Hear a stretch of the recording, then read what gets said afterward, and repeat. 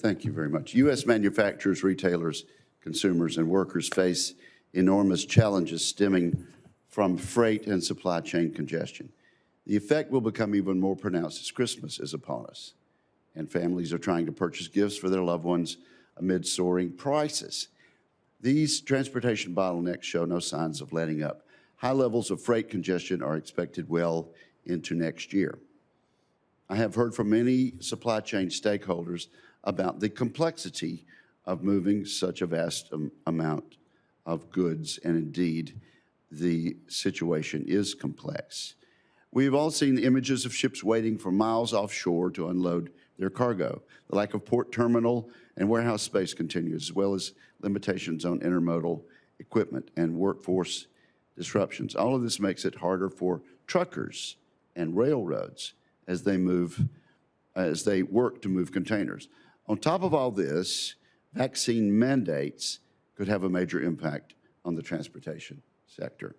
The trucking industry estimates that the employer-based vaccination mandate could result in the loss of up to 37% of drivers for covered companies. Mr. Chairman, we simply cannot absorb that level of disruption. It would be impossible to cover every aspect of the supply chain challenges in one sitting. But I appreciate Senator Peters and Senator Fisher for holding today's hearing. I also want to join Senator Fisher in urging the committee to hold additional hearings on the supply chain with witnesses from the administration and from land-based transportation operators. Recently, I led a letter with several of my colleagues requesting a briefing from the administration on how they plan to address these supply chain issues. I'd like, at this point, Mr. Chairman, to ask unanimous consent to insert that letter into the record at this point. Without objection. Thank you, sir. The administration has made few attempts at solving the problems, such as announcing back in early October that the ports of Los Angeles and Long Beach would be open 24/7. But as the Washington Post reported just a week ago, that has yet to happen. And at this point, I ask unanimous consent to enter into the record that Washington Post story confirming that this is yet to happen. Without objection, so entered. Supply chains are still jammed up. In fact, just one port of Los Angeles terminal has experimented, just one, with 24/7 operations. But according to the port director, quote, "We've had very few takers," unquote, to this one experiment in one port of Los Angeles.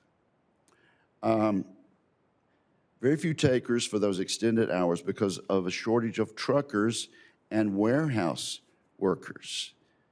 They seemed reluctant to show up at 3 in the morning to load goods onto their trucks. The administration, and this does really concern me, the administration has claimed that the number of vessels waiting off ports of Los Angeles and Long Beach is decreasing.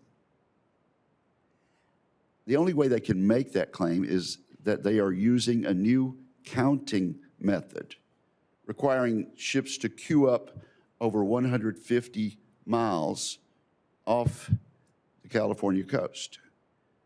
As of December 4th, over 96 ships were waiting for berths. And at this point, Mr. Chair, I ask unanimous consent to insert into the record a Bloomberg article in this regard.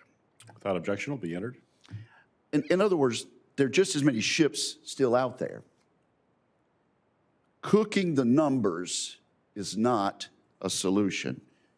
And I'm disappointed at the administration for attempting to suggest that that has been a solution. I've been disappointed by the resistance to modernizing port and freight operations. For example, automated terminals and trucks or new technologies could improve efficiency and transparency within the supply chain. There are steps that should be taken to support the movement of goods. I welcome the President's signature on the bipartisan infrastructure bill. This includes much needed investments in traditional infrastructure.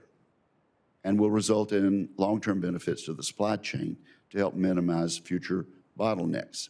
Furthermore, senators are working on legislative solutions. I recently introduced the Freight Act with Senators Capito, Moran, Young, Blackburn, Thune, and Sullivan. This legislation would spur improvements to our freight transportation system, streamline the certification process for truck drivers, address unlawful shipping conduct, and provide oversight of transportation operations. Senator Blackburn has legislation to incentivize a private sector-led chassis pool in Memphis.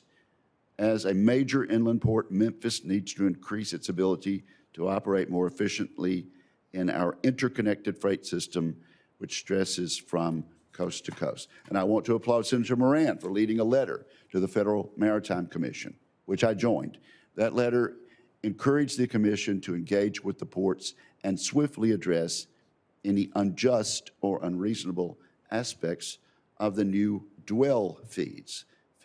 There are limits to what the government can do. The challenges facing our supply chains are enormous, as I said, complex, and involve numerous stakeholders around the globe. If we're not careful, a heavy government hand could result in additional congestion rather than solutions. But thank you to the witnesses, and thank you, Mr. Chairman, for your indulgence. I look forward to the testimony.